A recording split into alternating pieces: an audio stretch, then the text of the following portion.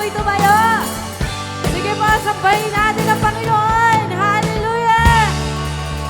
Napakabuti ng ating Panginoon. Amen.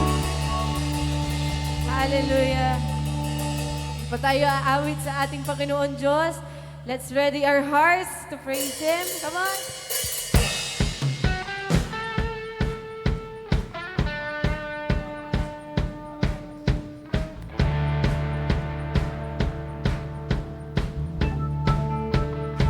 Come on, let's clap our hands to the Lord.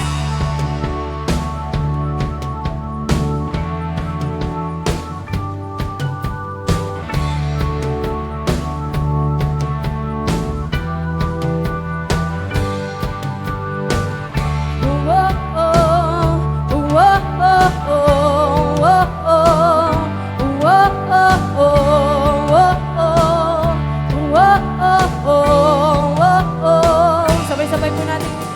Araw-araw kasiyahan, araw-araw kagalakan, araw-araw, O Diyos, araw-araw, O Diyos. Araw-araw sasamahan, araw-araw di iiwan, araw-araw, O Diyos, araw-araw, O Diyos. Ano mang maging panahon, ano mang pagkakataon, ano mang maging sitwasyon, ika'y pupurihin, ikaw at ikaw pa rin. Oh, oh, oh, oh, oh, oh, oh,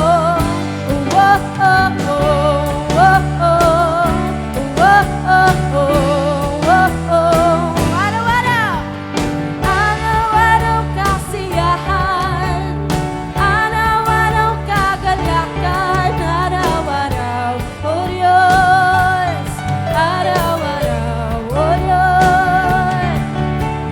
Araw-araw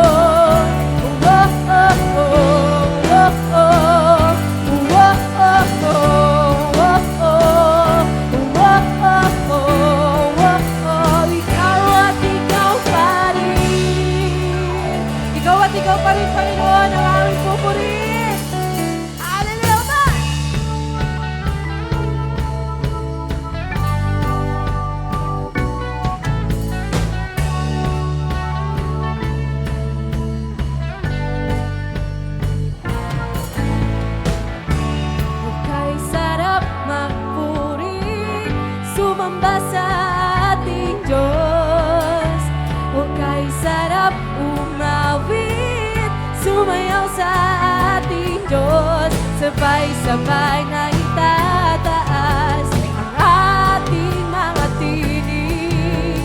Sabay-sabay na sigaw natin, hallelujah! Hallelujah! Tayo na sama-sama na magkalay ng pagsamba. Tayo na sama-sama na umawit ng papuri sa nag-iisang Diyos, nag-iisang Diyos, Jesucristo.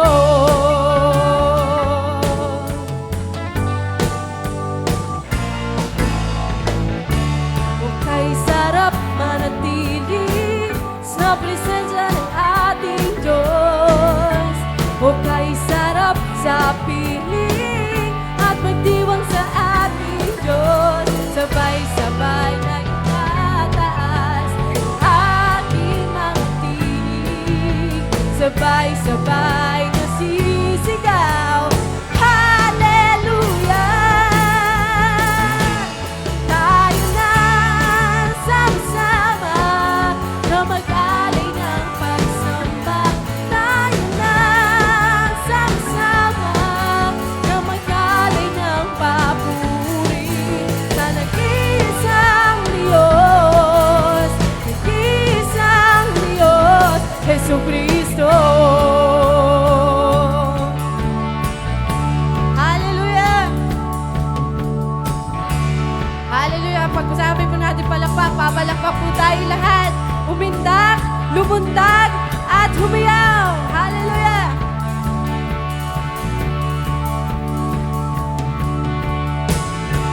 Pumalakpak, come on! Umindak, lumundag, at humiyaw.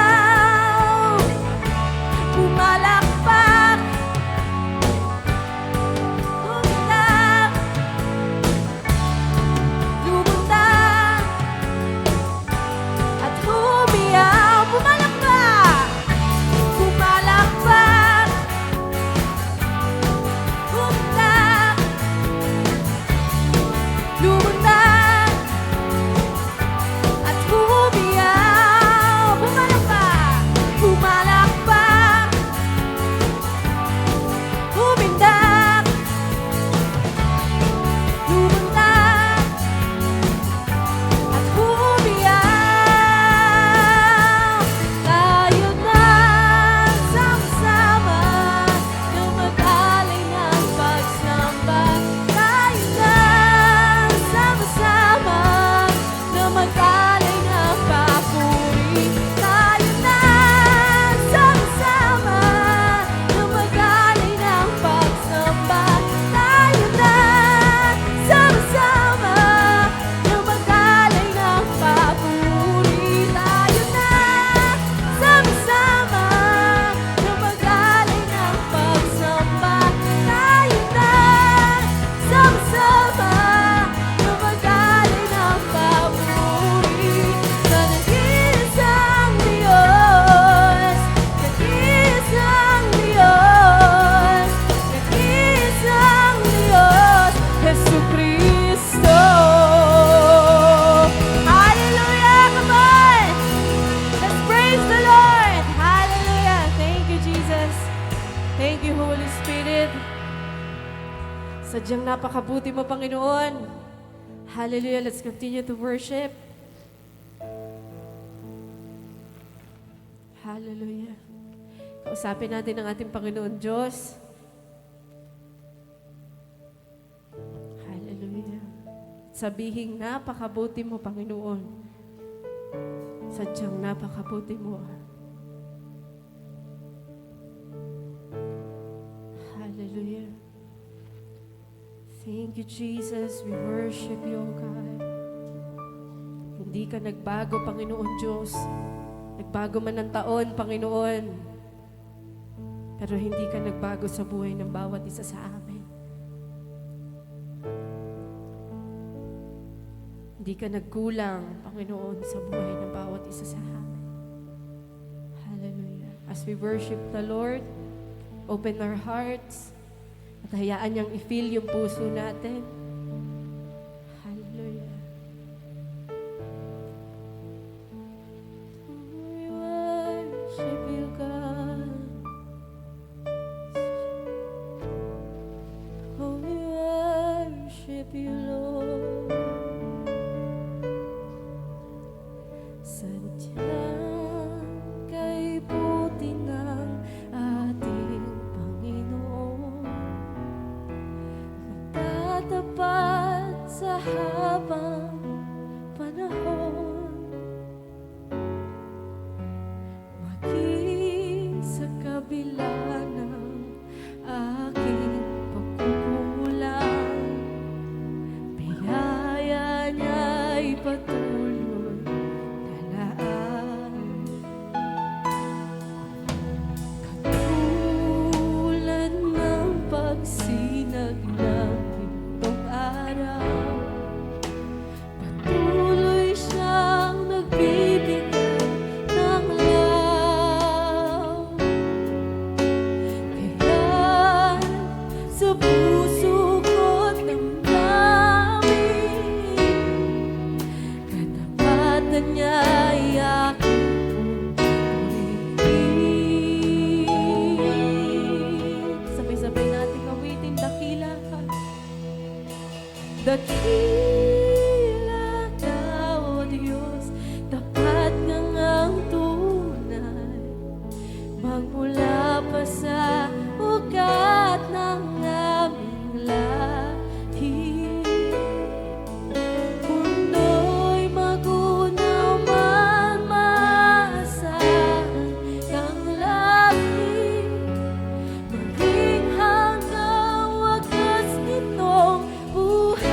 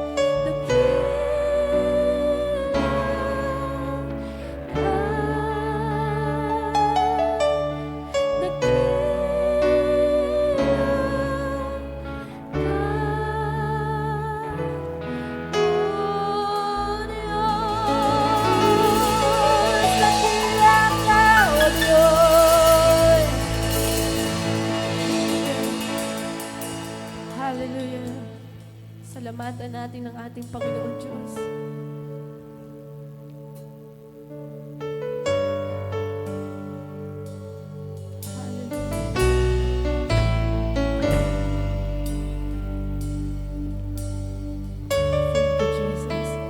Napakabuti ng ating Panginoon. Amen? Amen? Dahil hindi niya tayo pinabayaan sa buong taon na pinagkaloob niya sa atin.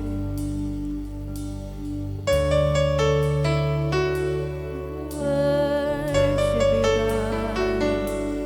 Hallelujah. O Diyos, Ikaw ang tunay na dakila sa mundo. Ikaw ang haring nagmahal ng tulad ko. Ginawa mong lahat, pag-ibig mo ay tapat at wakas. O Diyos, O Diyos, wala nang papantay sa kabutihan mo. Ang ngalan mo'y itataas sa buhay ko.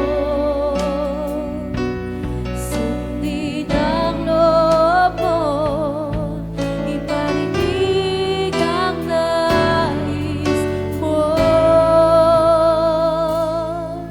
Sa lahat ng panahon, Diyos ka sa amin.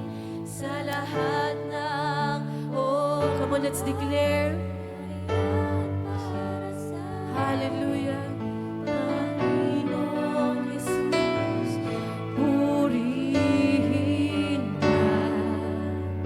Dakilain ka sa buhay ko, aming Ama.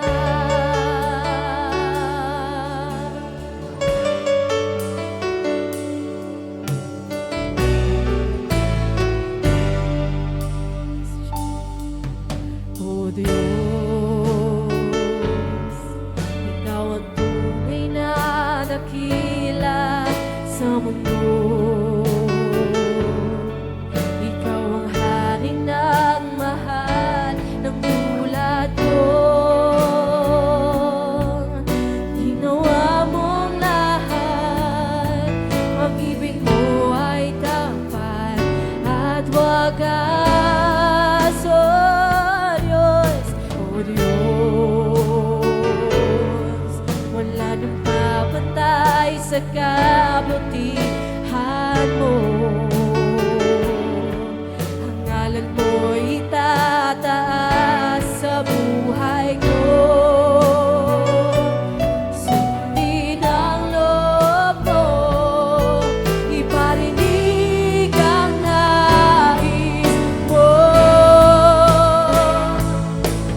Sa lahat ng panahon, Diyos ka sa amin. Sa lahat ng oras, nariyan para sa amin. Panginoong Jesus, purihin ka.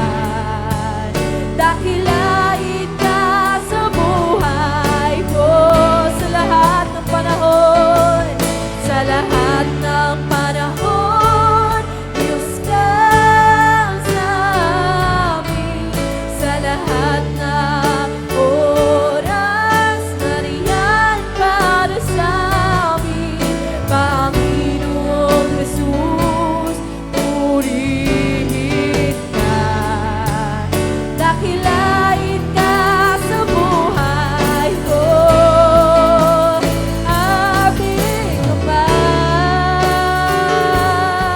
O Diyos, dakila ka, ang iyong pangalan. Hallelujah. Meron ka mang binibitbit ngayong araw, let's surrender it to God. Ano man yung nagpapabigat sa'yo, purihin natin ang Panginoon dahil ang totoong kapayapaan ay nasa atin Panginoon Diyos. Hallelujah. Patuloy natin purihin, pasalamatan, bigyan ng papuri at parangal ang pangalan ng Panginoong Jesus. Hallelujah. Walang ibang pangalan, kundi ang Panginoong Jesus lamang ang kayang magpalaya, magbigay ng kapayapaan sa atin. Hallelujah. Let's continue to worship. Hallelujah. Sa lahat ng panahon, Panginoon. Sa lahat ng panahon, Diyos ka sa amin. Sa lahat ng oras, nariyan para sa amin. Panginoong Jesus, purihin ka. Dakilain ka sa buhay ko. Di nagbabago, di nagbabago. Diyos lang sa amin. Tanging sandigan, nariyan para sa amin. Panginoong Jesus, purihin ka. Magliwanag ka sa buhay ko. Magliwanag ka. Magliwanag ka sa buhay ko. Magliwanag ka. Magliwanag ka sa buhay ko. Aming Ama.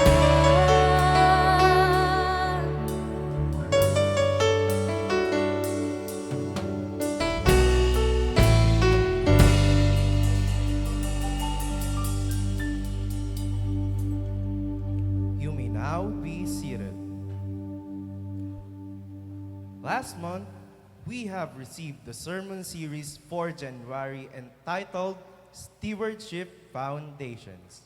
And now, as we welcome another month full of wisdom, we are delighted to welcome our new theme, Every Moment Matters, Stewardship of Time. Let us prepare our hearts and minds as we watch this special presentation prepared by our youth leaders. Let us all watch this.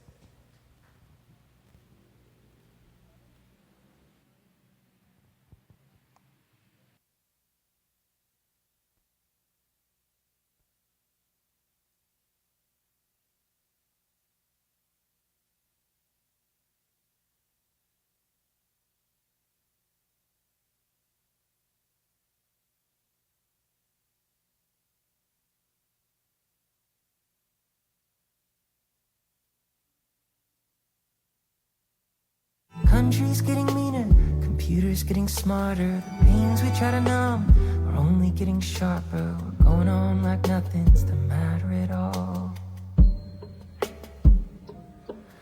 Every valley will be lifted, every mountain brought low. When the reckoning comes reckoning, every secret will be known. Truly, truly, I tell you truly, there's an axe laid at the root. Before the reckoner comes reckoning, repent, believe the truth.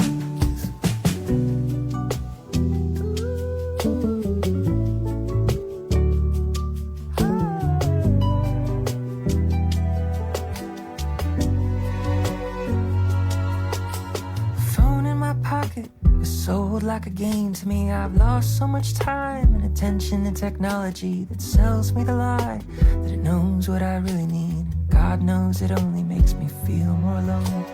This is the rot and the end of civilization, when the spirit is quenched by a spiritless simulation. We need no other signs, no other tribulation.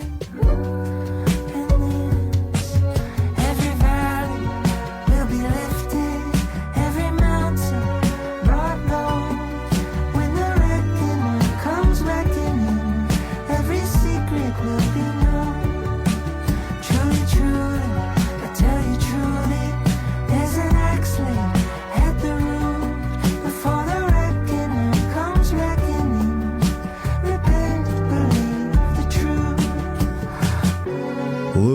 carefully then how you walk, not as unwise, but as wise, making the best use of the time, because the days are evil.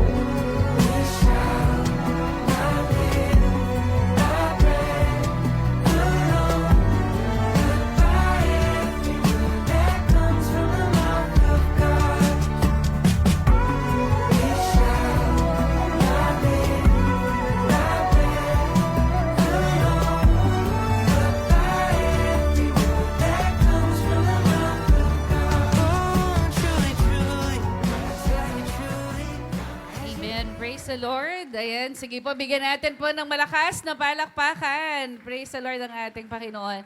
Ayan, may we request, sige po, tayo muna po tayo sumandali at tayo po ay magpapasalamat sa ating Panginoon Diyos. Kanina po napanood natin, there are so many distractions sa buhay talaga natin na to. Maraming temptations, maraming distractions, pero salamat sa Panginoon Diyos, it is only through His Word, na mapagtatagumpayan at mapaglalabanan natin ang lahat. Amen? Sige po, taas natin ang ating mga kamay bilang tanda po ito ng pag-surrender natin sa ating Panginoon Diyos. Hallelujah. Panginoon Diyos na makapangyarihan sa lahat, Banal na Espiritu, maganda umaga ho. Maraming salamat, Panginoon Diyos, sa panibagong buhay, panibagong pagkakataon na makapaglingkod kami sa iyo. Panibagong pagkakataon, Panginoon Diyos, na mapasalamatan ka. Salamat po, Panginoon Diyos, sa panibago, Panginoon Diyos, na opportunity po, Panginoon Diyos, na makasama pa ang bawat isa upang patuloy kami na magpuri at magpasalamat sa inyo. Salamat po sa kalakasan, sa kagalakan at sa patuloy na pag-asa na pinagkakaloob niyo sa amin. Lord, right now, I even pray, Panginoon Diyos, that you open each and everyone's, Lord, especially, Lord, yung puso, Lord, yung kaisipan namin, Lord, that's nang sa ganoon, patuloy, Panginoon Diyos, na maintindihan namin, Panginoon Diyos, yung mensahe mo, Panginoon Diyos, sa bawat isa sa amin. Lord, right now, wala kami, Panginoon Diyos, na maipagmamalaki. Salamat po, Panginoon Diyos, na binibigyan mo kami ng pagkakataon na maging mabuti kaming katiwala. Thank you, Lord, dahil hindi mo kami hinahayaan na hindi namin ito maintindihan, Panginoon Diyos. Lord, salamat po, Panginoon Diyos, na ikaw po ang may-ari ng lahat ng bagay and you're still allowing us, O God, Lord, na i-manage, Panginoon Diyos, yung mga bagay na pinagkatiwala nyo sa amin. Thank you, Lord, sa oras na pinagkatiwala mo. May chance pa kami.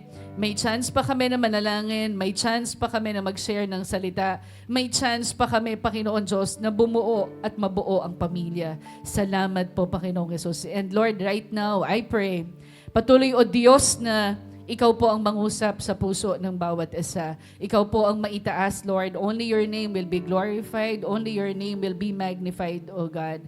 Lord, takpan mo ang bawat isa ng inyong banal na dugo upang hindi kami makita ng kaaway. And right now, I pray, O God, that whatever word that would come out from my mouth, the Lord, only your name will be lifted high in Jesus' name. Maraming pong salamat, Panginoon. Ikaw po ang maitaas, Panginoon, sa gawain na ito. Sa pangalan ni Jesus. Amen. Amen. Praise the Lord. Sige po, tayo pang lahat ay makakaupo na. Ayan, tunay po na napakabuti po ng ating Panginoon Diyos. Sabihin nyo nga po sa katabi mo, God is good. Amen. God is good all the time. Amen. Praise the Lord.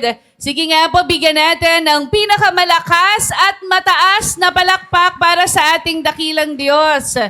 Ayan, praise the Lord. Yun po bang katabi nyo ngayon? Yan din ang katabi nyo nung isang linggo? O, bago na.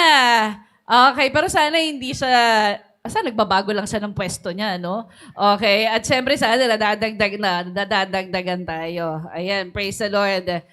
So, ngayon po, habang inilalabas ni Kuya Jeffrey, last month po, ang topic natin, it's all about Stewardship Foundation. Kasi ngayon pong taon na to, it's all about stewardship. At napakabuti po ng Panginoon Diyos dahil binigyan tayo ng pagkakataon na aralin po ito. So yung Stewardship Foundation, it was given to us, that was last month. And this month po, ay hihimayin na po natin yon. This is all about stewardship of time.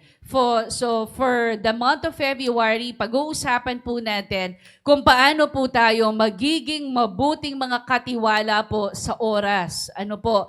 At syempre, sa susunod na buwan, iba na naman yan. I think that would be the stewardship of gifts or talents. Okay, gifts. So imagine, pag-uusapan natin because last year, harvest time. So kung marami tayong na-harvest, ano yung gagawin natin sa mga na-harvest natin?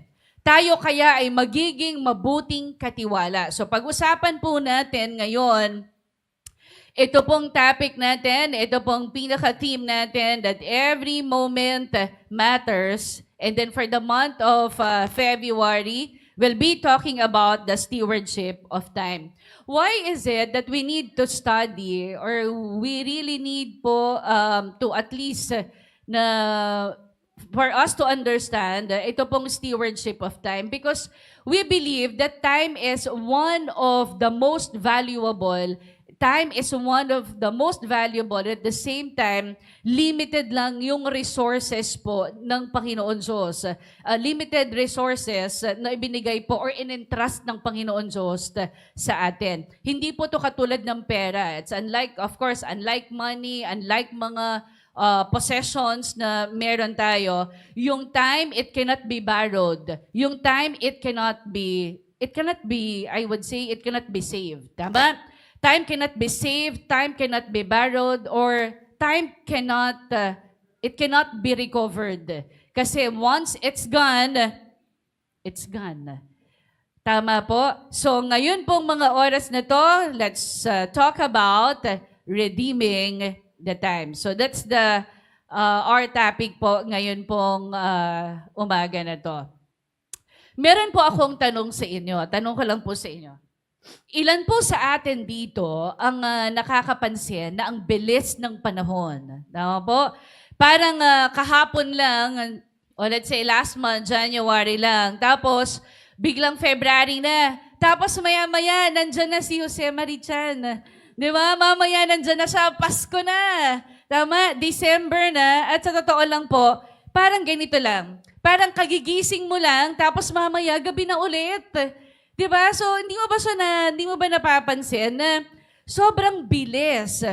Ang bilis ng panahon at minsan, hindi po natin namamalayan na lumilipas na pala yung araw natin. Sabi mo sa katabi mo, tumatanda ka na.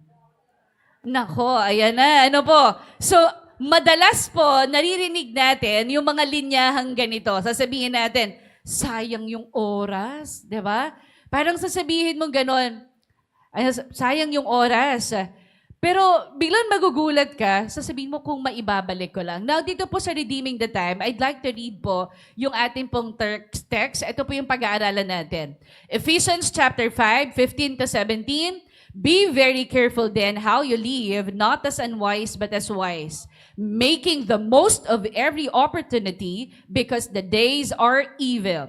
Therefore, do not be foolish, but understand what the Lord's will is. Now, sabi ko nga po kanina, siguro marami sa atin ang madalas na nakakarinig or minsan sinasabi natin na sayang ang oras. Sasabihin mo, kung maibabalik ko lang, tama? Talaga may pagbitin pa no? Teka lang muna, kung pwedeng maibalik ko lang yung oras, bakit hindi? Kasi bakit po? Deep inside, alam po natin na napakahalaga po ng oras. And every moment is a gift. Do you believe on that? Every moment is a gift at may dahilan kung bakit kayo po ay nagising pa ngayong araw na to. Kung bakit ako ay nagising pa ngayong araw na to. Ang problema lang minsan, naiisip po natin na marami pa pong bukas. Tama? Sabihin natin, marami pang bukas, okay lang yan. Kaya madalas sinasabi po natin, next time na lang, bukas na lang, tama pa? O kaya sabihin nyo, sige, marami pa namang mga oras. Pero ang hindi natin alam, walang promise ang bukas. Walang promise ang bukas, ang meron lang po tayo ay ngayon. Tama? Madalas po sinasabi natin, may oras pa naman. Paano mo nalaman na may oras ka pa? Ang oras na meron ka, ang oras na meron ako, ay mabilis po ito na nauubos. Bawat isa po sa atin, every day of our life, meron po tayong 24 hours. Tama po? Lahat po tayo, meron tayong 24 hours. The Lord has given us 24 hours. Pare-parehas po tayo na binigyan po ng oras ng Panginoon Diyos. Pero hindi tayo pare-pareho kung paano natin ginagamit ang 24 hours. Tama po? Time is not just something we spend. It is something we are called to steward. Tama po? Imagine you are given a blank check. Tapos, dun po sa blank check na yon, hindi mo siya pwedeng ipunin. Okay? Yung blank check na binigay sa iyo, hindi mo siya pwedeng ipunin, hindi mo rin siya pwedeng, let's say, ilipat sa ibang araw. Yung blank check na binigay sa iyo. At sa gabi, ang problema, mawawala ito kahit na gamitin mo ito o hindi. So, the real question is not, may oras pa ba ako? The real question dapat is sana saan napunta yung oras na ibinibigay sa akin ng Diyos. Binigyan tayo ng Diyos ng oras. So, ibig sabihin, kung may oras, umaandar siya. Naisip ko nga, talaga palang umaandar siya kasi tumataas ako. At ikaw mapayat, tumataba ka, lumalapad ka. So, ibig sabihin may growth, meron siyang paglaki. So, ibig sabihin po, minsan or most of the time, we often think of time as something we own. Akala natin yung oras atin, parang atin ito. Pero ang totoo, time is something that God has entrusted to us. Ano po? Ibig sabihin, hindi natin to ginawa. Ibig sabihin, hindi natin to kayang pahabain. And at the same time, hindi rin to natin kayang ibalik. At ito yung oras na dapat na i-value ng bawat isa sa atin. Amen? So redeeming the time, balik ko po. So redeeming the time means choosing to invest our moments wisely. So this time po, ang pag-uusapan natin, mag-i-invest tayo sa oras na meron tayo, nang mayroong kabuluhan, meron pong saysay, and at the same time, may purpose at meron pong halaga sa atin pong Panginoon Diyos. Because when we understand that every moment matters, we won't stop what? We stop wasting time. Hindi na tayo magwi-waste ng oras and we will start honoring the Lord. At dahil po dyan, sinabi po sa atin ni Paul keeps on reminding po tayo pong mga believers na tayo po ay maging wise Christians. Maging matatalino po tayo na po ng mga Kristiyano. At ito daw pong mga matatalinong Kristiyano na ito, sila po yung mahusay mag-redeem ng oras. Ibig sabihin, they buy up every opportunity to live for Christ in dark and evil age. So this morning po, we will learn more about redeeming the time. Hindi mo na po maaayos ang kahapon, okay? Hindi mo na maaayos ang kahapon, pero pwede mong ayusin yung ginagawa mo ngayon. Tama po ba yun? So, ibig sabihin, pag sinabi pong redeeming the time, hindi po to ibig sabihin na tayo po ay magbabayad po dun sa nakaraan natin. Ibig sabihin, ito po ay pag-aayos ng pamumuhay natin sa kasalukuyan. Kung ano yung hindi mo nagawa nung nakaraan, wala na tayong pag-asa doon. Ibig sabihin, gagawin na lamang natin yung hinaharap. Ano ba yung mga bagay na hindi mo ginawa noon na pwede natin gawin ngayon? So dahil mahalaga ang oras, I'll be giving you 3 points. Okay, 3 points to consider. Number 1, according to Apostle Paul, walk carefully. Sabi ng verse 15, the call to wise living. Sabi ng Ephesians chapter 5 verse 15, be very careful. Be very careful then how you live, not as unwise, but as wise. Sa Ephesians chapter 5 verse 15, Hindi po dyan sinabi, ano po, ni Apostle Paul, hindi siya actually hindi gentle suggestion yung binibigay niya dyan eh. Sabi niya, be very careful. Ito po ay isang serious warning. May warning siya. Sabi niya, be very careful. So sabi niya, mag-ingat kayo kung paano kayo mamuhay. Sabi niya dyan, huwag bilang mga mangmang, sabi niya, but as wise. Tama po. Kundi bilang marurunong. Kaya nga sabi niya, be very careful then how you live, not as unwise, but as wise. So ibig sabihin, hindi po lahat ng pamumuhay ay pleasing sa Diyos.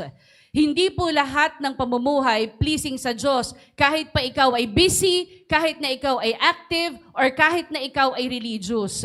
Ibig sabihin, hindi dapat na ikaw ay padalos-dalos. Hindi ka pwede na basta ka lang sumasabay sa agos.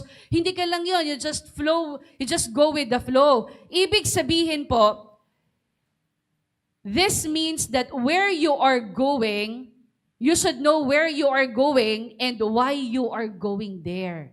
Bakit ka? Saan ka pupunta? At bakit? Ano yung gagawin mo doon?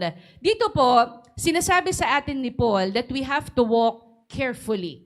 Bakit kaya? Sinabi niya, nananawagan siya, wise living. Mamuhay po daw tayo ng mayroong katalinuhan. Bakit kaya? Si Paul po, kinontrast niya ito, no? There are two kinds of people. Yung mga fools, and then of course, yung wise. Fools are those people who live carelessly, reacting to life without wisdom, and wise people, these are people who choose their steps based on God's truth. Now, yung wisdom na sinasabi sa atin, alam natin, sabi ng salita ng Panginoon Diyos, the fear of the Lord is the beginning of wisdom. Wisdom is not only, of course, about age. Wisdom is not about education. Wisdom is not about the experience that you have. Yung wisdom po, wisdom is choosing God's way even when it's not the easiest way. Pag sinabi nating wisdom, pag sinabi nating karunungan, nagbe-based ito sa salita ng Panginoon Diyos. Imagine you are walking through a path. Okay? Yung path na yon, marami siyang tinik, marami siyang thorns. Imagine you are walking doon sa path na maraming thorns, marami siyang tinik, marami siyang mga broken glasses, marami din siyang mga traps. So if you gonna walk carelessly, you'll get hurt. Tama? But of course, if you walk while looking down, nakatingin ka, and then alert, and then careful, you stay safe. Tama? So life is exactly like that. The world is filled with temptations. Yung mundo natin, napakadami niyang temptations. Yung mundo natin, napakadami niyang distractions. Ano-ano yung mga distractions na meron tayo? Yung digital distractions. Okay, so yung pag-i-scroll natin, sino dito yon? Mahilig mag-scroll. Social media scrolling. Let's say, yung Facebook, yung TikTok, Instagram, yung excessive gaming. Mga distractions yan. Yung mental distractions, yung overthinking, yung laki kang nag-worry, yung busyness na meron tayo, yung parang busy ka pero hindi ka naman productive. You are being busy but you are not productive. Yung material things, worldly, love of money. So these are the many distractions na meron tayo. So kung mapapansin po natin, yung buhay natin, parang ganon. Yung mundo natin, parang ganon. The world is filled with temptations. The world is filled with distractions. And alam nyo ba, distraction din yung oversleeping. Tulog ka ng tulog. And what? You avoid responsibilities. Ano pa po? Yung mga toxic relationships na meron, yan po ay mga distractions na meron na ino-offer ang mundo. That's why the world is filled with wrong advices. Yung mundo, pupunta ka sa isang radio station, tapos magmimigay siya ng ganito, lagi nating tatandaan, magbabase tayo sa salita ng Panginoon Diyos. Why? Kasi yun yung wisdom. So, yung mundo natin, the world is filled with wrong advices. early shortcuts that leads to regret. So tandaan po natin, we are called to walk with spiritual alertness. That's the reason why we are being pushed to read the Word of God. Pinapagamit po ng Diyos sa atin ang oras ng tama. Sabihin mo po sa katabi mo, gamitin mo ang oras ng tama. Now, ito po ang sabi sa atin. Now, how are we going to walk wisely? Paano naman ako nun maglalakad naman ng mayroong katalinuhan? Ito ang sabi ng Lord. Proverbs chapter 9 verse 10. The fear of the Lord is the beginning of wisdom. So, ibig sabihin, kailangan meron tayong banal na takot sa Panginoon Diyos. So, kung hindi natin ginagalang ang ating Panginoon Diyos, I don't think you would have wisdom. Because for you to be wise, you need to fear the Lord. You need to revere Him. Sabi ng Colossians chapter 4 verse 5, walk in wisdom toward them that are without, redeeming the time. Tayo po na bilang po, na anak ng atin pong Panginoon Diyos, sabi nga kanina, we must buy up every opportunity to be the right example to the world. So sa atin po, alam nyo po, we are actually, I would say, ultimately, bawat isa po sa atin, we are all ultimately being trained to prepare others for God's kingdom. The moment po na tinanggap natin si Jesus as our personal Lord and Savior, meron na tayong Panginoong Jesus sa ating puso. Sinabi natin kay Lord, Lord, I am one of your soldiers. Right? So, ibig sabihin, ready tayo na makipagdigma. Ready tayo na tulungan ng Panginoon Diyos na magdala ng maraming kaluluwa. So, ibig sabihin, ngayon nakilala mo na ang Panginoong Jesus, we are now ultimately being trained to prepare others to what? For God's kingdom. So, kailangan tayo ng Panginoon Diyos. Be careful how you live. Diba? Lagi natin nasabi. Be careful how you live. You may be the only Bible some people read. So, ibig sabihin po, we have to walk wisely. Kasi nakatingin po ang mga tao sa atin. Our walk is not just for ourselves. People are watching. Our lifestyle can either point people to Christ or push them away. Ilang kaluluwa kaya ang nadala mo sa Panginoong Yesus dahil sa buhay na ipinapakita mo at ilan din naman ang kaluluwa na napunta sa impyerno at mapupunta sa impyerno dahil sa buhay na ipinapakita mo. So ibig sabihin po, napakalaki po ng bahagi ng buhay ng bawat isa sa atin. Yung oras na meron tayo, ay ginugugol ba natin ito to bring more souls for the Lord? Now, there is a question here. Okay, hindi ko nasalagay. The question number 1, are we living on purpose or just by default? Tayo po ba ay namumuhay? Are we living on purpose or just by default? Kaya po pala, malinaw po ng paalala po sa atin ni Apostle Pablo po dito sa Ephesians chapter 5 verse 15. Sabi niya, be very careful then how you live, not as unwise, but wise. So hindi po sinabi ni Pablo dito na mabuhay lang po tayo. Sinabi niya po, maging maingat. Ano po? Maging maingat kung paano daw po tayo nabubuhay. So, pag sinabing living on purpose, ikaw po ang pumipili ng buhay po natin ayon po sa karunungan po na binibigay po ng Diyos sa atin. So pag sinabi po that you have to live on purpose, ibig sabihin meron kang direksyon. At yung direksyon po na yon, you based it where? You based it po sa salita ng Panginoon Diyos. Yung direksyon mo, ano po yon? Yung meron kang direksyon, sa bawat direksyon mo, of course, meron dyang decision na magaganap. So, when you are living on purpose, may direksyon dapat ang bawat desisyon. Tama po? Meron din po dapat dahilan kung bakit ka po nakakapagsabi ng oo o hindi. Tama? Bakit ka nag-oo? Hindi ko alam. Hindi pwedeng ganun. May purpose. Tama po. So, inuuna po natin ang kalooban po ng Diyos kesa po sa kaginhawaan. Kaya nga po sinasabi sa atin, be careful how you live. Ibig niya pong sabihin, huwag po tayong pabaya sa oras. Huwag po tayo na magpabaya po sa oras. Huwag po tayong magpabaya sa desisyon natin. Ibig sabihin, huwag lang po tayong magpabaya sa buhay na meron po tayo. At ang buhay na meron ka po ay dapat na ipagkatiwala sa Panginoon Diyos. Alam niyo po, ang isang tao po na namumuhay ng meron pong layunin, ibig sabihin, meron ka pong intention. Ibig sabihin, intentional ka. Di ba ganun yon? Pag meron kang gustong gawin, anong gagawin mo? Very intentional ka. Kailangan gawin ko to. Sinusukat din po ang buhay natin ayon po sa karunungan po ng Panginoon Diyos.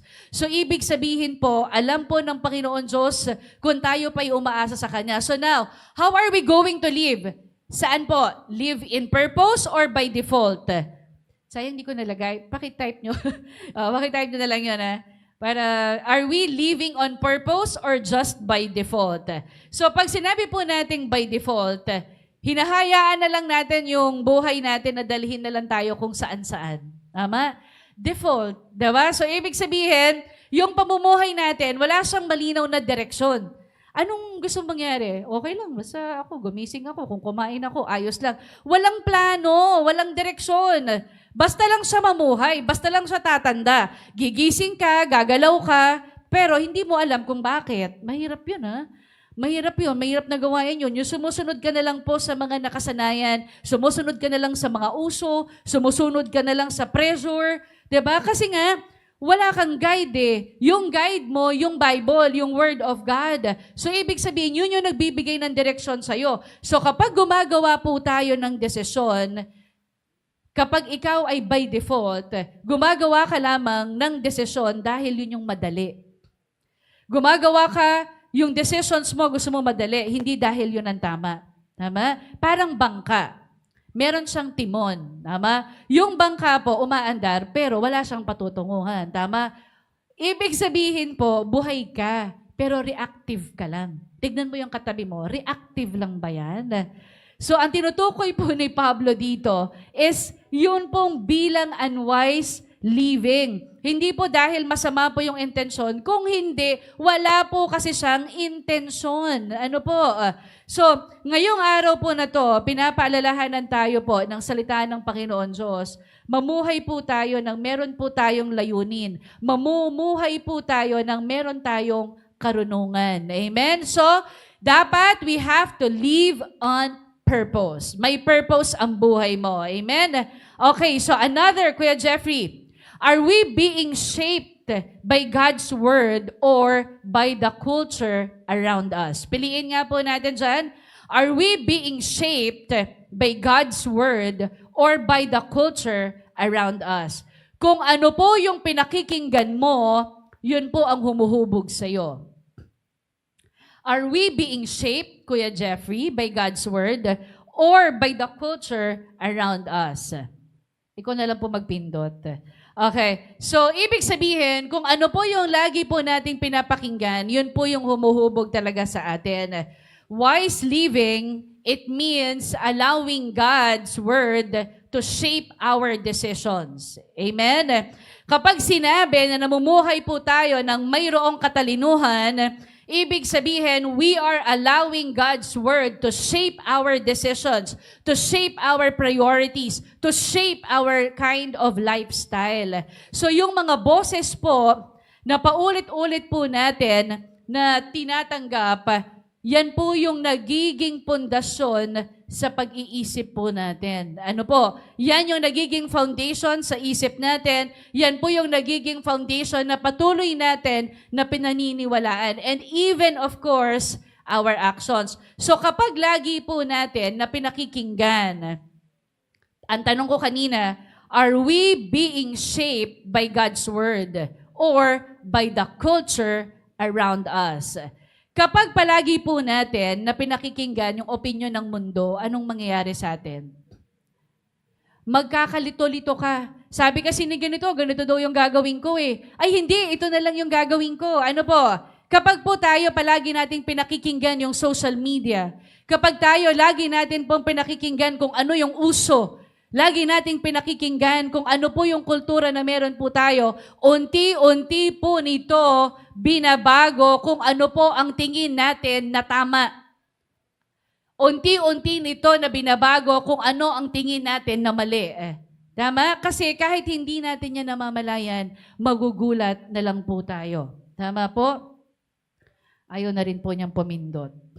Ayan, isa pa po, kuya. Balik natin. So yan po ang question. Are we living na kanina in purpose or just default? Or, number 2, are we being shaped by God's word or by the culture around us? Ito po kapag pinapakinggan po natin ang salita po ng Panginoon Diyos, paano ba pinapakinggan yun? Meaning we are reading His Word. Okay? So, kapag pinapakinggan po natin ang salita po ng Panginoon Diyos, yung isip natin, yung puso natin, hinuhubog niya po ito sa katotohanan. Yung God's truth.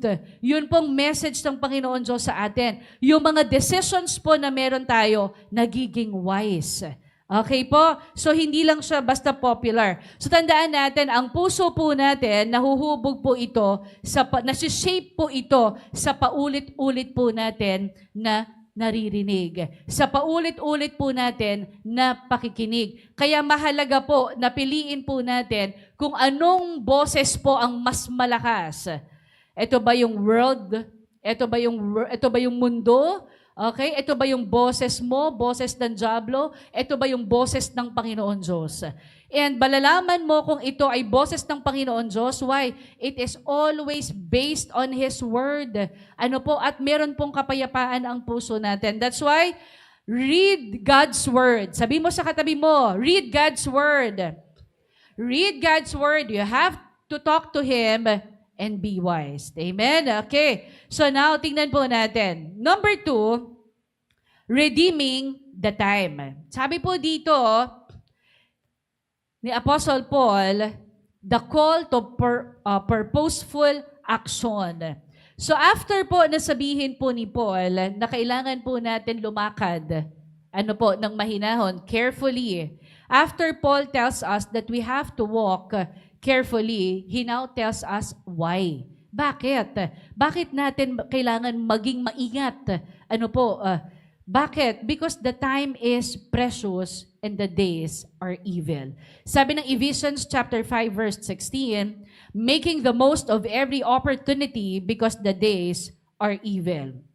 Ano po ang ibig sabihin ng redeem the time? So malinaw po na sinabi po dyan ni Apostle Paul, sabi niya kanina, be very careful then how you live, not as unwise, but as wise, making the most of every opportunity because the days are evil. Tayo po, we alone are responsible for using what God has given sa bawat isa po sa atin. We are all responsible sa lahat po ng ibinigay ng Diyos sa atin, kasama po ang oras. Tama po?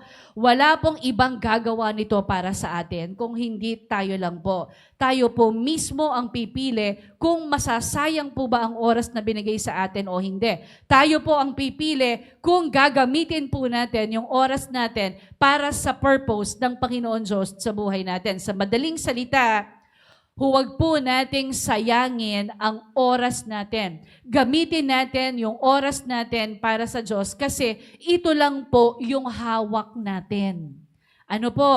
So pag sinabi nating redeeming the time, hindi po siya yung hahabulin mo yung nakaraan kasi naghiwalay na kayo na asawa mo, galit na yung tatay mo sa'yo, paano ko pa yung maibabalik? Tapos nagbukmok ka na doon ka na lang. Kung hindi, ito po yung pagsulit, or I would say, ito yung pagkakataon mo na hawak mo na ngayon yung oras.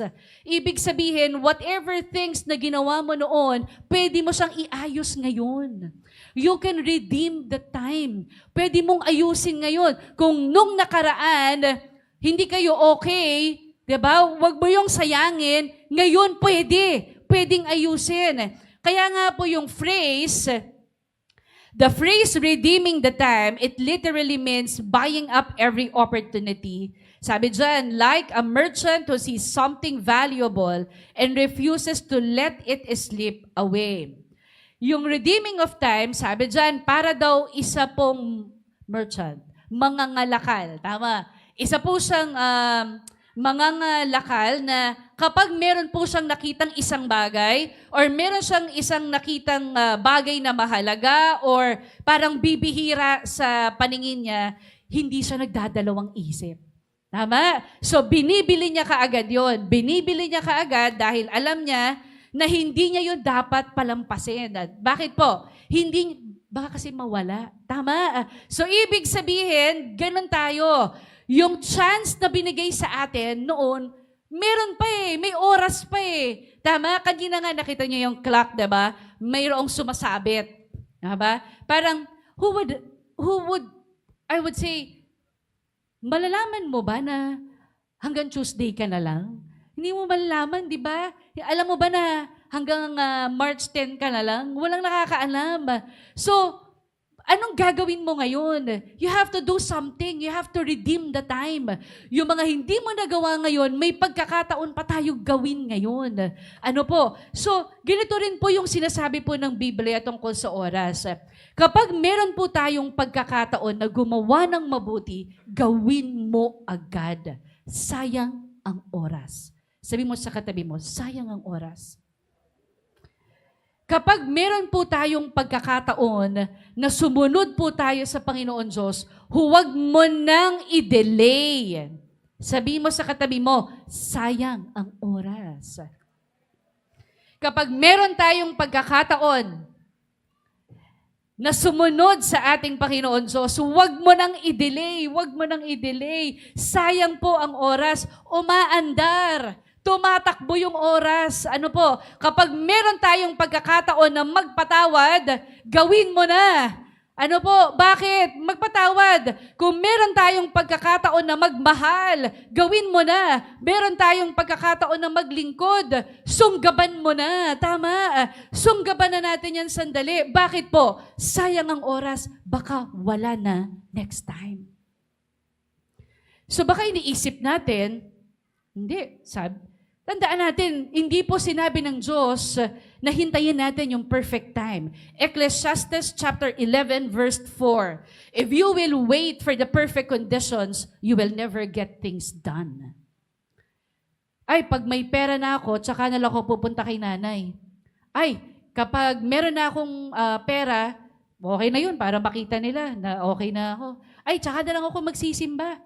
Kapag medyo nabawasan na yung problema ko, tsaka na ako pupunta. Paano ka ba nakakasiguro na bukas ay makakasama ka pa? Wala na. Ngayon ang pinag-uusapan. We are reminded, be very careful then how you live. Not as unwise, but wise. Making the most of every opportunity. Why? Because the days are evil. Sa mundo po natin na to, we live in a world that opposes God's truth and distracts us from eternal priorities.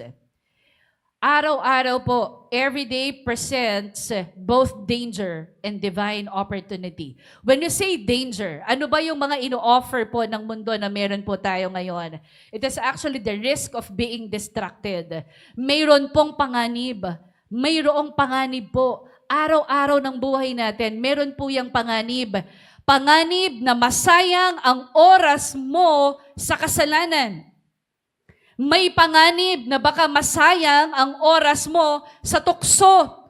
May panganib na baka masayang ang oras mo sa distraction.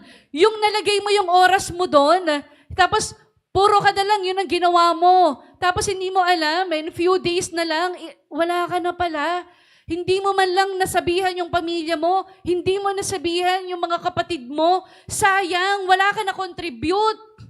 Ano ba yan? So, yung danger, nakita niyo po yun, every day, it presents both danger and divine opportunity.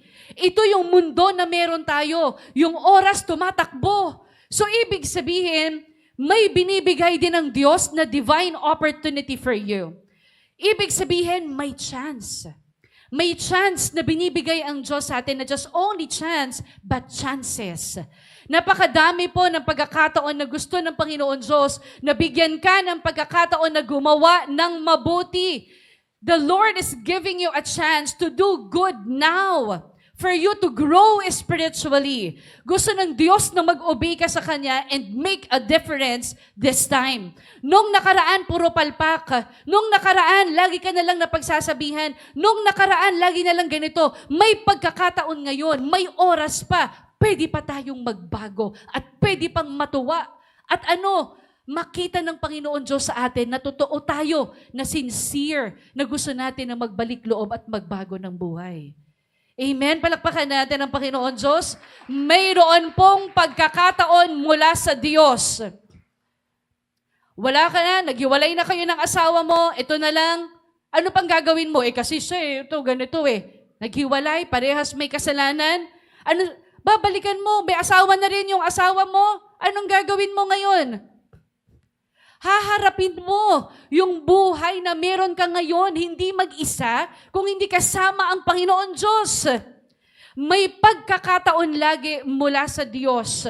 Tandaan po natin, may pagkakataon tayong gumawa ng mabuti, may pagkakataon tayong sumunod, may pagkakataon pa tayong ngayon ulit na magmahal, may pagkakataon tayo ulit na mamuhay po tayo ayon po sa kalooban po ng ating Panginoon Diyos. Now, I'm going to give you an illustration. Si Jesus po, He lived with urgency and purpose. Ano kaya to? Paano po nila ginamit o paano niya po ginamit ang oras niya ng tama? Kasi madami sa atin, tama kaya yung oras na ginagawa natin? We're too busy sa atin pong trabaho, we're too busy sa negosyo natin, we're too busy nag-aaral tayo. Sapat na ba yun? Tingnan muna po natin. Si Jesus po, makikita niyo po dyan sa mga pictures na yan, through His ministry po, actually His ministry lasted only about 3.5 years. And that's what He really wants. He wanted to complete yung pinapatrabaho po ng ating Panginoon Diyos. Now, si Jesus po, siya po ay namuhay with urgency and purpose. Si Jesus po ay best example. Alam ni Jesus na maikli lang ang panahon niya sa lupa. Parang tayo. Alam po ba natin na maikli lang ang panahon natin dito? Yes, lahat po tayo dito, hindi naman po tayo panghaba yung buhay sa lupa. So, ibig sabihin, may oras po na aalis tayo dito. Tanong natin, 35 years old ka na, 69, 68, 72, 82, ano na ang nagawa natin sa Panginoon Diyos? Then, let's take a look at the life of Jesus. Alam po ni Jesus na maikli lamang po yung kanya pong panahon dito po sa lupa. Kaya sabi ko nga kanina, siguro humigit ko mo lang mga 3.5 years lang yung public ministry niya. Pero alam niyo po, binago niya yung mundo. Yung iba sa atin, nagka-girlfriend lang, sasabihin mo, binago mo ang mundo ko. Agad-agad na bago. O, di ba? Si Jesus, tingnan natin, binago niya. Anong ginawa ni Jesus? Hindi po siya nag-aksaya. Hindi niya po sinayang yung oras niya nang walang saysay. Hindi siya nakipag-debate. Hindi, kasi ganito. Hindi siya nakipag-debate. Hindi siya nakipag-debate o hindi man lang siya kumuha ng mga papuri ng tao. Alam niyo pong ginawa niya, everyday was intentional. Pagising niya, mananalangin siya, pagkapanalangin niya, pupunta na siya, magbabahay-bahay na siya, magsishare siya ng salita ng Panginoon Diyos. Anong gagawin niya? He will teach, there was teaching, there was healing, there was loving, and nandoon yung pagsisave niya sa mga tao. At nakita po natin na kahit na busy, gumagawa po siya gumagawa siya ng oras para manalangin. Sasabihin ng iba, busy ako kasi field trip gabi, gumising kami 2 a.m. So, anong gagawin mo? Kasi kailangan, nandito na kami by 3 a.m., 3:30. Hindi kasi field trip exempted muna ako sa devotions. O kaya sa si Jesus aga ng gising. Binibigyan talaga ni Jesus ng gumagawa siya ng oras para manalangin. Early morning, alone with His Father. So, ganun din po tayo. We need to be intentional. So, yung oras na binibigay niya sa atin, kung bakit tayo nabubuhay, gusto ng Diyos na unahin natin siya. Di ba sabi po ni Jesus, I must do the works of Him who sent me. while it is day. So, ibig sabihin, habang may pagkakataon pa po, gawin niya po ang kalooban ng atin pong Panginoon Diyos. So, bakit po si Jesus, why do you think, or bakit siya yung pinakamagandang example? Kasi pinapakita po dito ng atin pong Panginoong Yesus na ang oras po ay mahalaga. Tama po, na ang oras po ay mahalaga kapag meron pong malinaw na mission. Tama? Kung alam mo yung tahak mo, kung alam mo yung tatahakin mo, kung alam mo yung mission mo, mas magiging madali. Tama po? Magiging ma-appreciate mo yung value. Ma-appreciate mo yung halaga ng oras. So, ibig sabihin, ipinakita po ni Jesus na ang oras po ay mahalaga kapag meron pong malinaw na mission. Ibig sabihin, ikaw, anong mission mo? You have to win your family. Hindi niya hinintay yung perfect time. Tama? Ginamit ni Jesus yung bawat araw para sa purpose po ng Panginoon Diyos. Now, ano yung ginagawa mo ngayon? You have to pray for your family. Anong gagawin mo? Kailangan humakbang ka. Lakasan mo yung loob mo. Kausapin mo na yung asawa mo. Kausapin mo na yung anak mo, yung kapatid mo. Kausapin mo na yan, baka bukas kasi wala na tayo. So, we have to what? Gamitin natin yung bawat opportunity. At least, di ba? At least nasabi mo na wala ka, kita na lang kayo sa langit.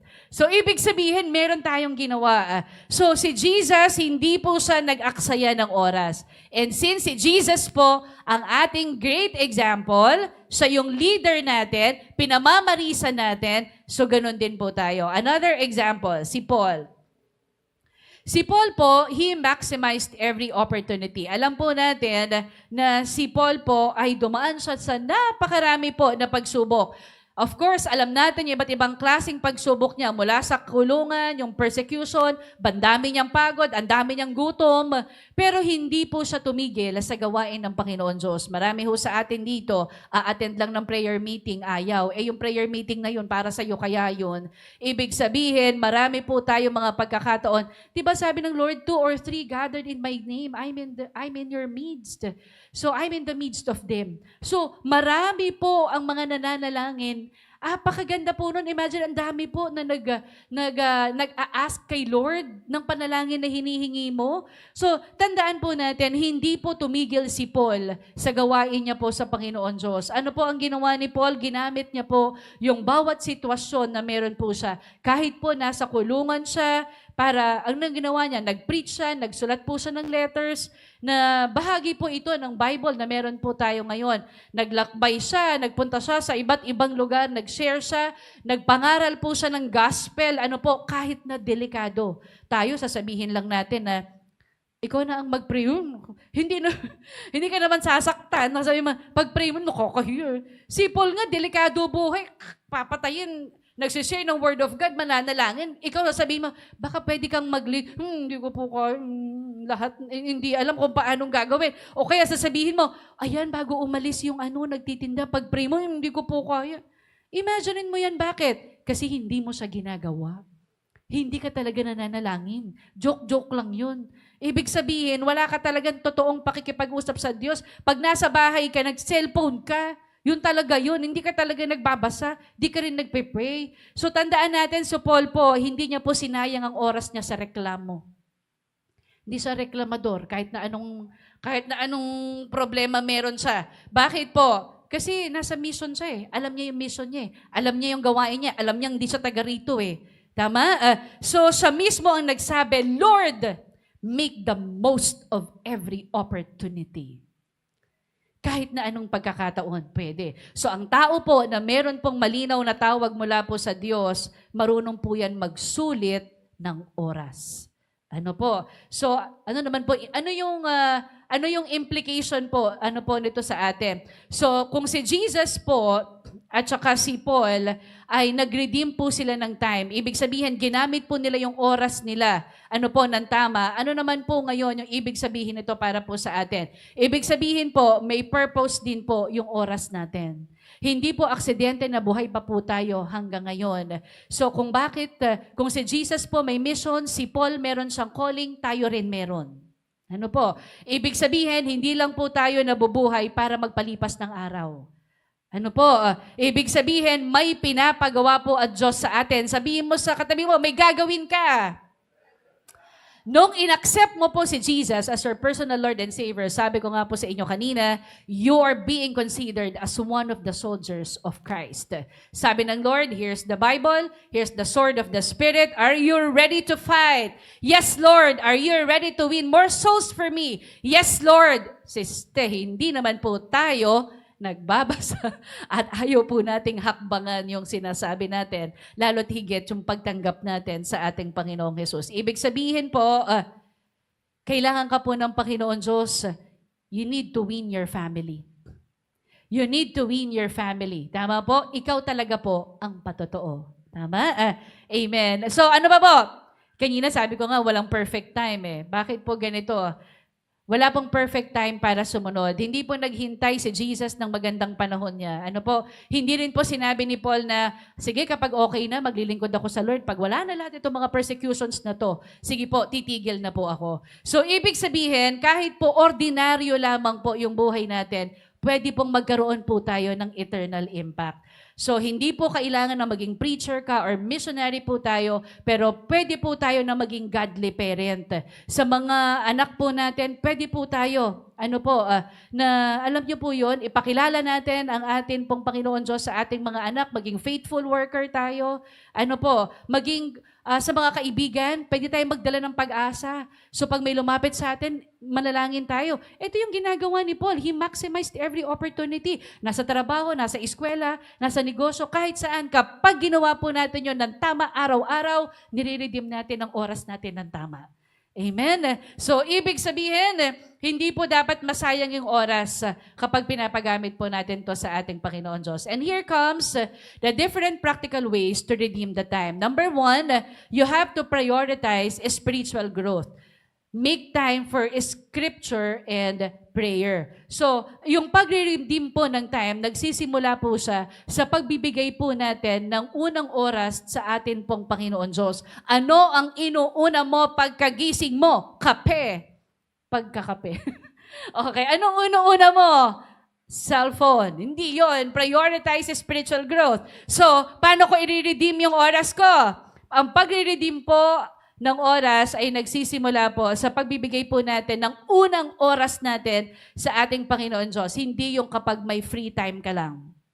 Okay? So, kapag inuuna po natin ang salita po ng Panginoon Diyos, yung pananalangin, hinahayaan po natin na ang Panginoon Diyos po ang mag-set ng direction po ng buong maghapon po natin. Ng buong araw natin. Let's give God even 10 to 15 minutes lamang po ng umaga natin sapagkat kapag kasama natin ang Panginoon Diyos, nagiging meaningful ang buong araw. Amen? So, nagagamit natin ulit ng tama ang oras. So, ibig sabihin, paggising, kinuha ang Bible, nagbasa na nalangin, sasabihin mo, yes, nakatama ako ng oras, nakagamit ako ng tama. Tama? Okay. Number 2, invest in people. Okay? So, relationships have eternal value. So, isa pong encouragement, pakikinig lamang po or simpleng presence mo, pwedeng gamitin po ng Panginoon Diyos para baguhin po ang buhay ng isang tao. Naalala ko po, yung akin pong pinsan na si Kuya Nards, tumawag po yun kasi yun nga kwento ko sa inyo dati, na meron siyang sakit, it's about COVID-19.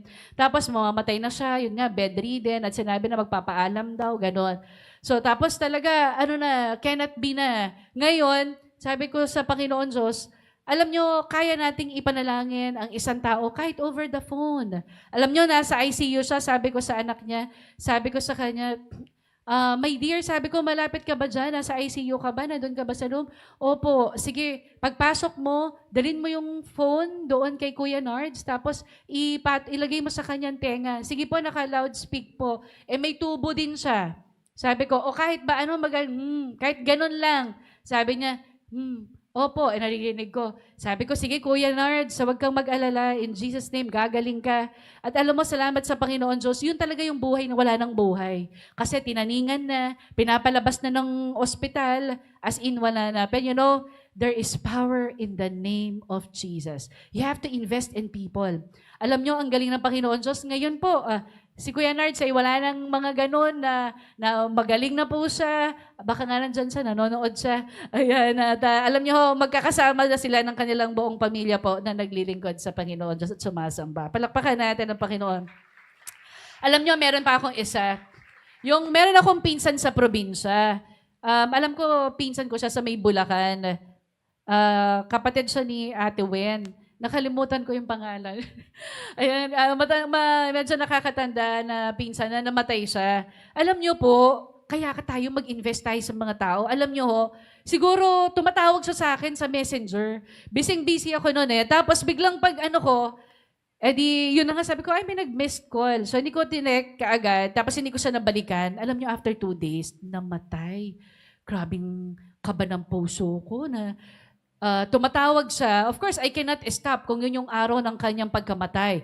Pero may pagkakataon ako may oras May oras na inayang ako May oras na sana sinabi ko, Kuya, ganito, mabuti ang Diyos sa'yo, tanggapin mo, sayang So, meron pa ako isa ulit, may uncle ako sa probinsya, ganun ulit.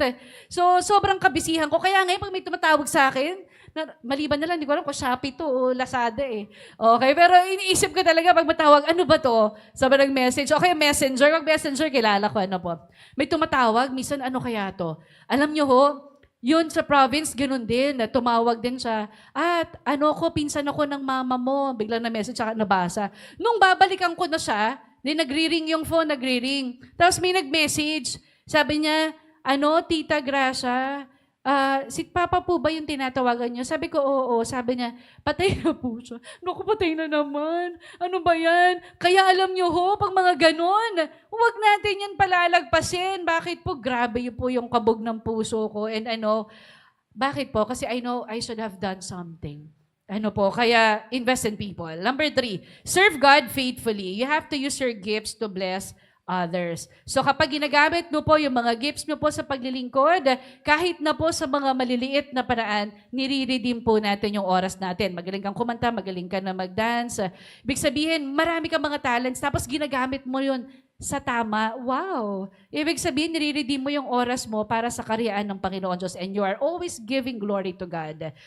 So hindi po importante kung gaano po kalaki yung ginagawa mo, kung hindi kung gaano kakatapat sa iyong ginagawa. Number 4, you have to share the gospel. Ito po yung practical ways on how we're going to redeem the time. Paano ba natin po iayos yung oras na meron tayo? Kung di mo nagawa dati, gawin natin ngayon ng mas maayos.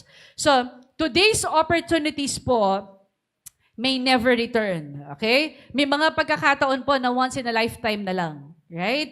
So may mga tao po tayo na mga nakikilala na ngayon na baka hindi mo na po makausap next time. That's the reason kung bakit po ako mahilig manalangin kapag meron ho kami o sumasakay kami sa taxi.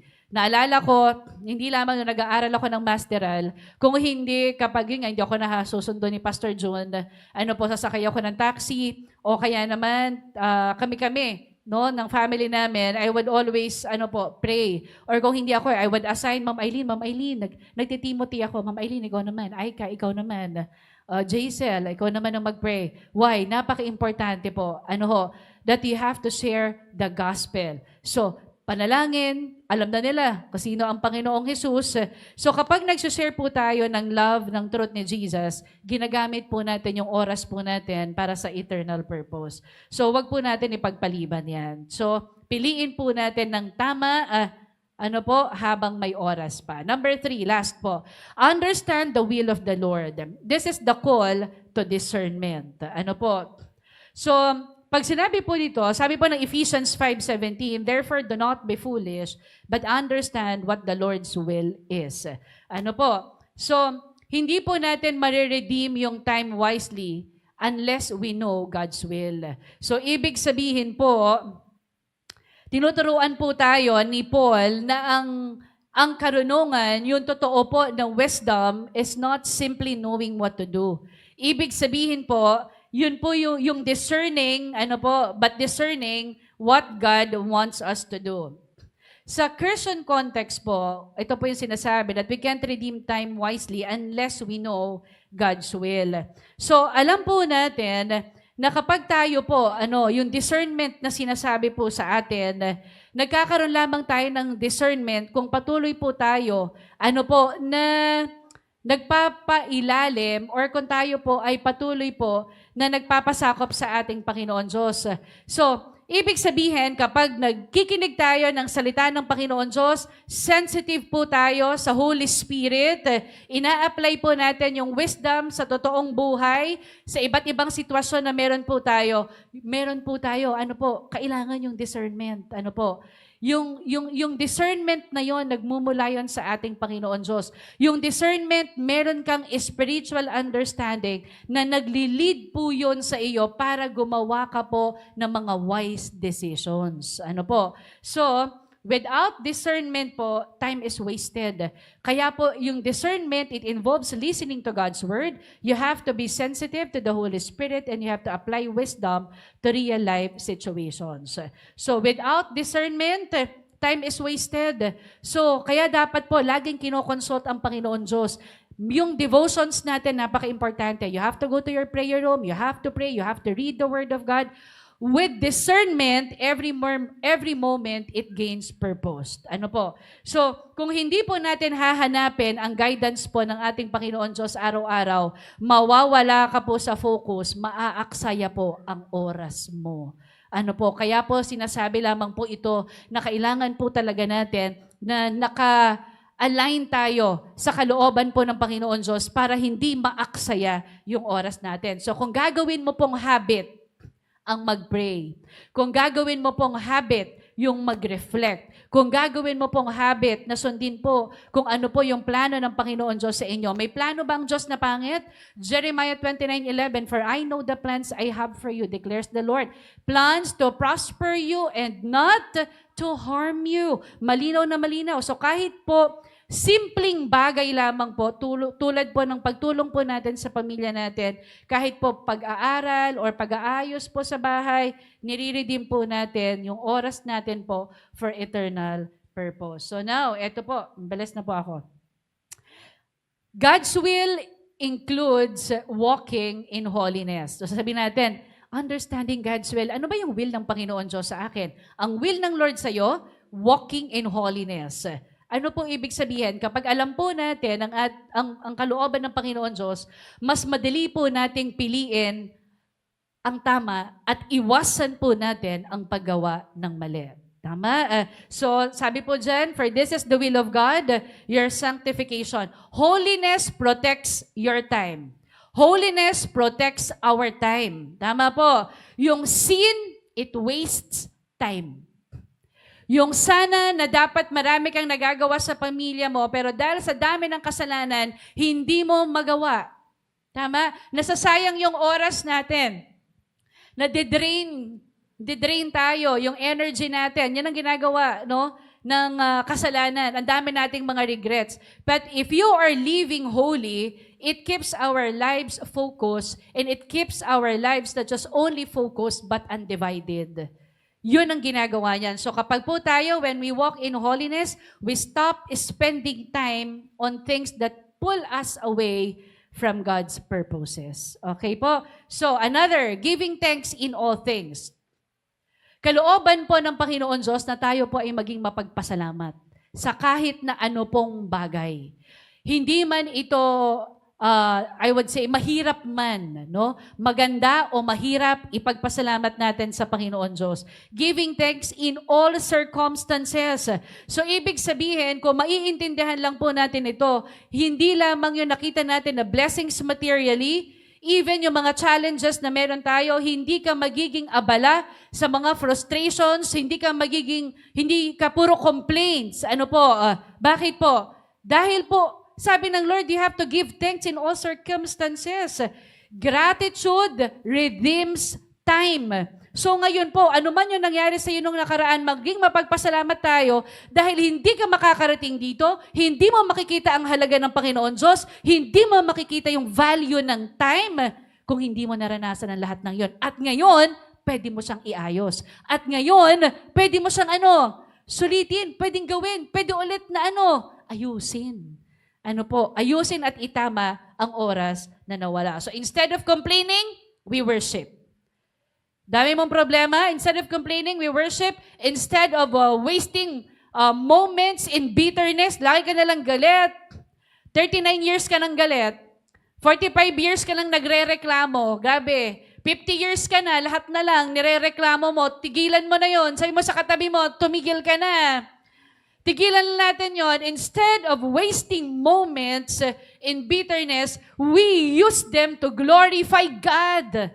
Tama na. Ano po? So, tandaan natin, thankful people, they don't waste time complaining. So, alam na natin yung mga hindi mapagpasalamat, lagi nagko-complain yan. They use every moment. Dapat tayong mga thankful people, we use our lives every moment to honor God, even in trials. Ano po? Last, being filled with the Spirit. Yan po, God's will. Being filled with the Spirit. Be filled with the Spirit. Sabi ng Ephesians 5:18. So, ang ganda no? Pag tayo po ay filled ng Holy Spirit, yung Spirit kasi nagbibigay siya ng direction. Yung Spirit, He gives guidance in directions. Yung Holy Spirit, nakaka-discern siya. Merong discernment doon sa evil age. Ano po? And merong power ang Holy Spirit bibigay sa atin for us to live wisely. So, napakaganda po ano. So, we cannot redeem time in our own strength. So, we really need the power of the Holy Spirit. Again, saan ulit yun? When you have Jesus in your life, you have the Holy Spirit, pero you need to activate it. Paano? By continuously reading His Word. Hindi mo pwedeng tinanggap mo si Jesus ngayon tapos okay na kayo ni Lord. Hindi ganon. Ano, ang pagre-redeem ng time, parang ang Panginoong Yesus, nung tinubos tayo ng Panginoon Diyos, hindi lang yun basta ganon. May gagawin tayo araw-araw. Ano po? So, ibig sabihin, only a Spirit-filled life can live wisely in a corrupt world. So, kahit maraming problema, ayos lang. So kung gusto po natin na sulitin po yung oras at maging productive po tayo sa kingdom, alamin po muna natin ang gusto ng ating Panginoon Diyos at iyon po ang guide po natin sa lahat po ng ginagawa natin. Now, as a conclusion, ang time po, it's a gift, but it's also a test. Sabi po dyan, one day we'll stand before the Lord to give an account for how we used it. Let us not waste our days on trivial pursuits. Yung trivial pursuits na sinasabi po dito, wag po natin na sayangin yung mga araw po natin sa mga pampalipas oras lang. Or yung mga pansarili po ng mga kasayahan natin. Pero wala naman po ito na naidudulot po sa atin ng mga spiritual na bunga. Yung dumadaan na lang yung mga araw, wala ka, sayang. Sayang, dumadagdag yung age mo. Sayang yung galing mo sa pagsasalita. Wala ka nadadala sa Panginoon Diyos. Sayang. Alam mo yun, ang galing mo, ibig sabihin, bro, ang dami mong awards.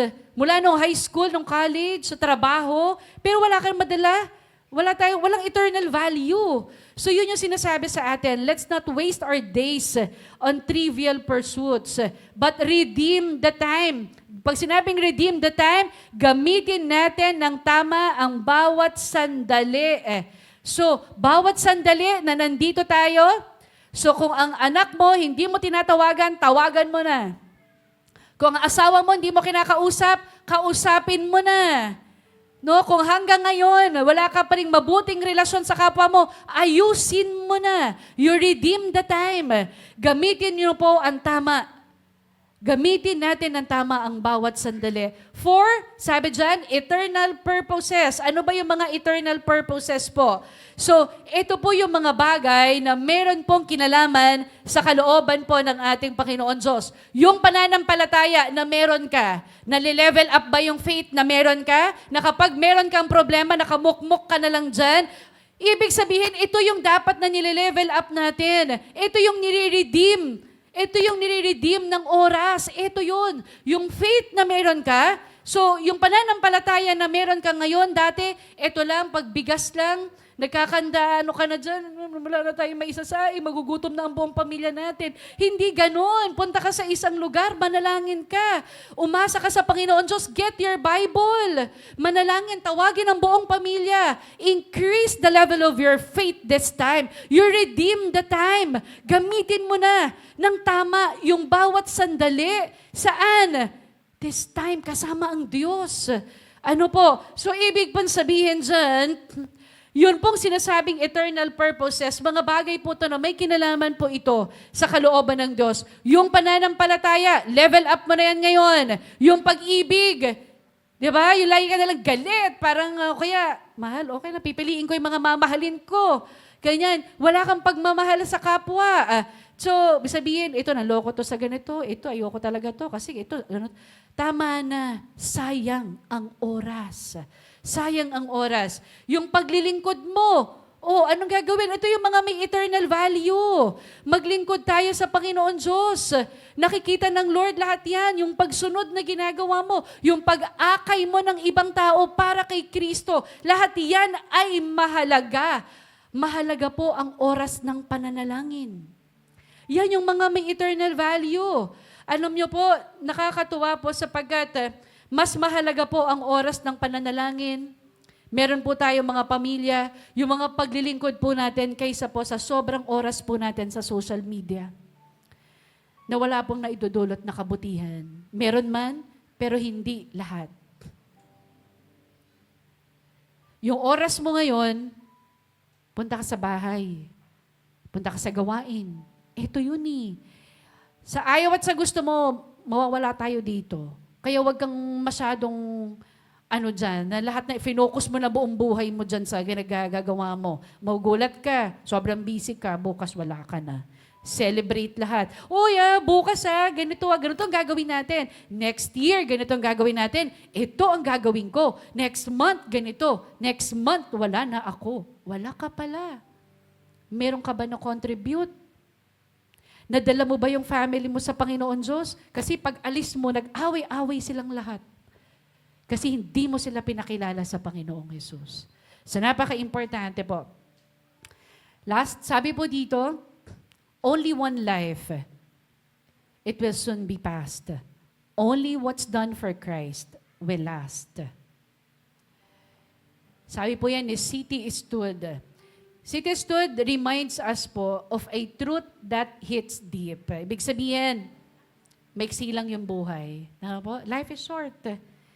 And it's really, I would say, it passes faster than we think. Only one life, it will soon be past. Only what's done for Christ will last. Whatever accomplishments we had, wala yan.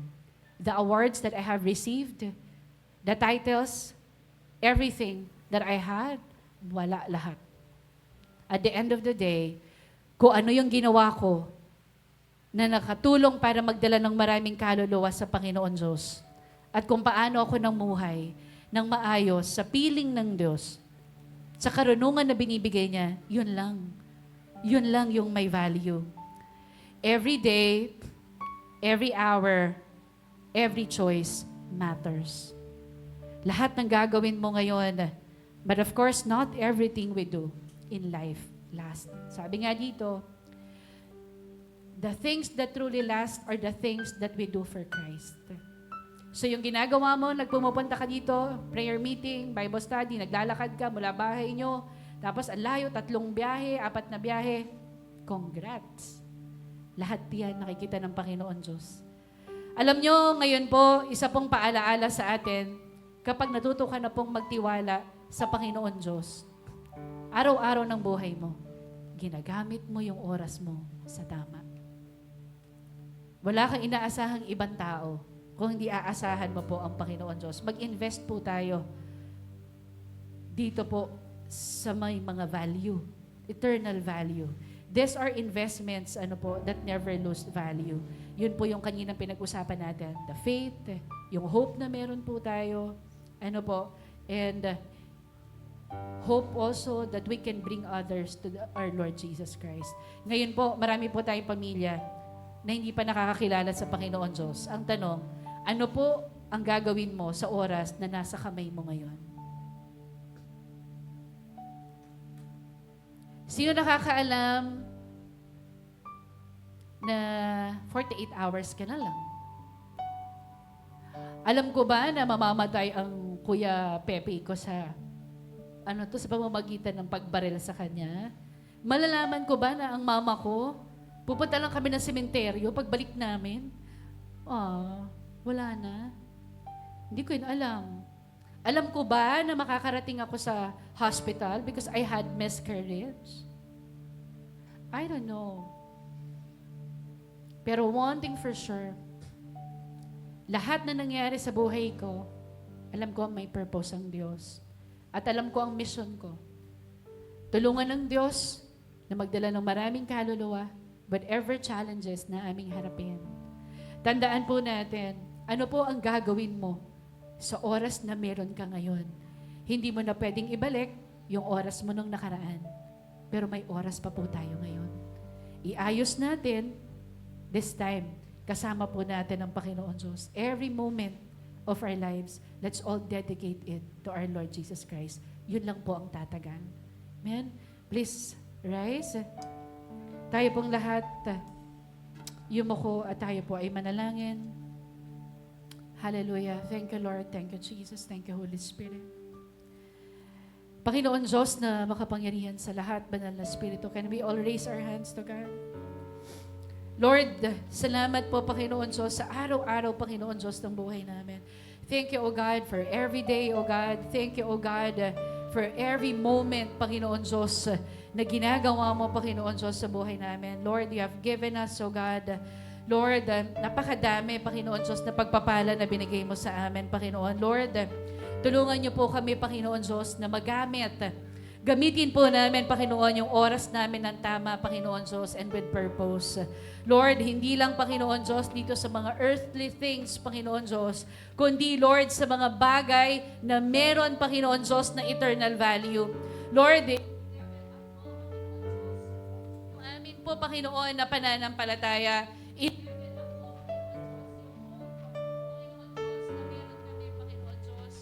Lord, hindi lamang, Panginoon Diyos, sa mga bagay, Panginoon, na makamundo.